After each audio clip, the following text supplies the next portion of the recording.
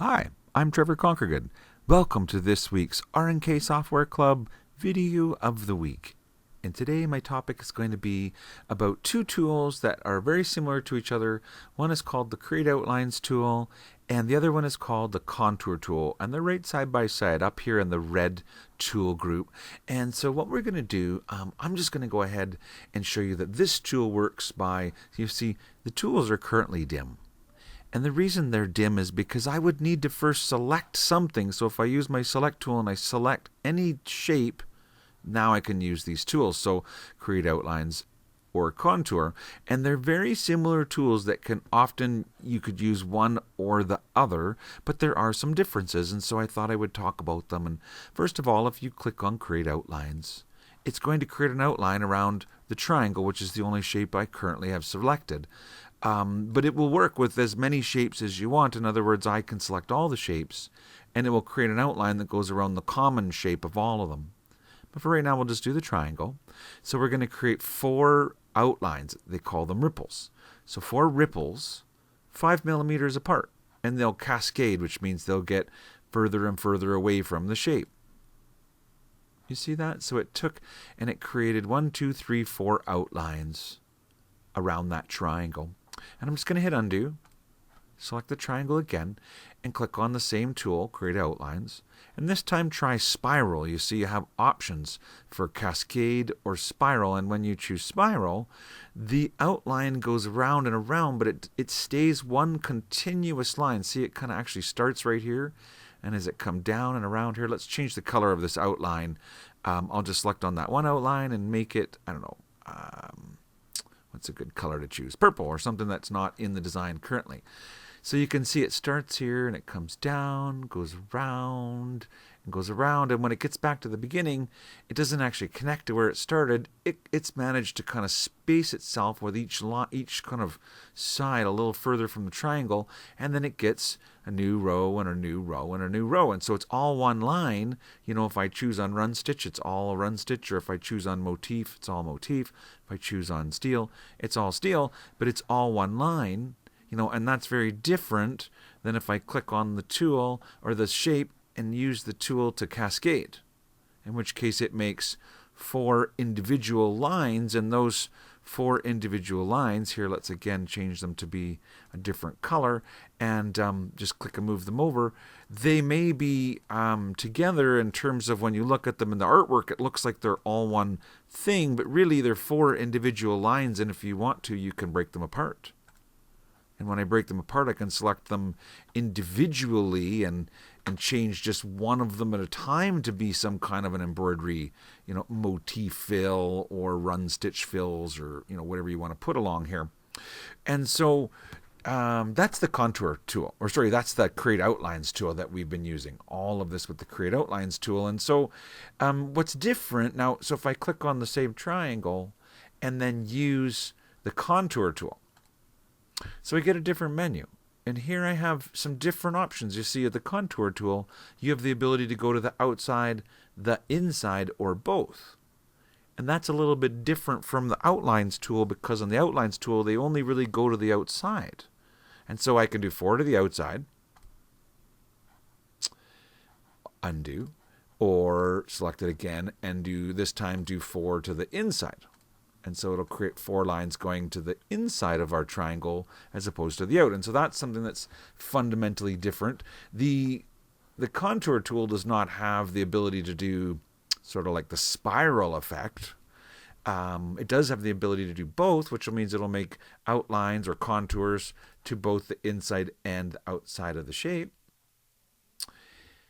And another thing that's different, I'm just going to click on the shape again and show you that if I use the contour tool, I have the ability to talk about the type of corner that it's going to do. And I guess right now it's set on a mitered corner. And so when it goes around the triangle, look how it gives quite pointy corner points.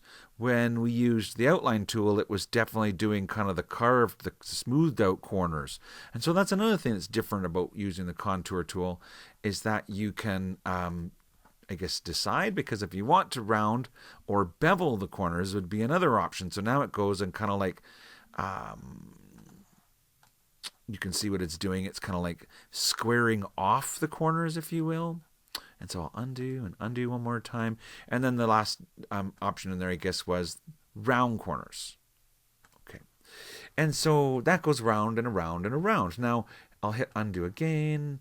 Perhaps just move this over here and select all three. And so again, you can create an outline to the outside. So this is create outlines, going back to the create outlines tool, and it will go around the common shapes. Undo, select all, and say spiral, and it will go around the common shapes, but in a spiraling pattern. And I've often had people tell me that they've tried to use the Create Outlines tool with a negative number, hoping to create sort of like an inside outline, but it actually will cause the system to shut down, like it's like a crash. And so we won't go ahead and do that during the video, but I will admit that that is what happens, and that we are looking at it with the programmer to see, if that can be, I guess, corrected. But for now, just know that it's not meant to be made to go to the inside. That said, of course, the contour tool will go to the inside. And so if you're wanting to create outlines to the inside, you can use your contour tool. I think you'll also find that the contour tool, because it works slightly differently, actually produces kind of a smoother line than the outline tool will. And so depending on which kind of job you're doing, that may be important to have nice smooth lines like that. So definitely the contour tool is kind of a preferred tool when it's possible to use it, based on the fact that I guess it gives cleaner results. The one time I'll say that I don't use the contour tool is I have also found that if I try and create a contour around a complex design, in other words, it's not a big deal if you have 3 embroidery shapes that are all filled together, so I can take these, embroidery shapes and use either the Create Outlines tool to create outlines around it, or undo. I can use the cascade or the contour tool to create outlines around it. But at some point, and I really haven't been able to ascertain exactly what the limit is, but if you select too many things, in other words, if I go to an overall embroidery design like this fantasy bird or something like that, I have found that certainly the Create Outlines tool works just fine around an embroidery design such as like this, like I said, whereas the contour tool will often cause the software to become sort of not responsive, and it's just like it's thinking and thinking and thinking, and there's sort of like no human on earth that's willing to wait long enough for it to finish the task, and so we end up sort of shutting the software down and restarting it. Again, I've put that into the programmer, but I'm just kind of going on today's kind of known limitations to say when you want to go around in an overall embroidery design, then I suggest the Create Outlines tool. That said, if you're going to create outlines around basic shapes or simple embroidery designs, and you want to have more control over the types of corners or produce sort of cleaner, straighter lines, then the contour tool seems to be the better one to choose. So at the end of the day, we have 2 tools that kind of both do a very similar effect, and it's up to you to decide which one works the best. But I hope today's recording shed a little bit of light on the subject and certainly answered a few questions, and thanks very much for listening. As always, if you do have any trouble when using any of the tools, we're always happy to hear from you, and the best way to do that is to create a support ticket, using the help and create support ticket, or go ahead and find it on your My Floriani Today page, where of course you can create a support ticket, and of course you can always visit the website and start one from there as well. Yeah. Anyway, I hope you enjoyed today's video. Thanks very much for listening,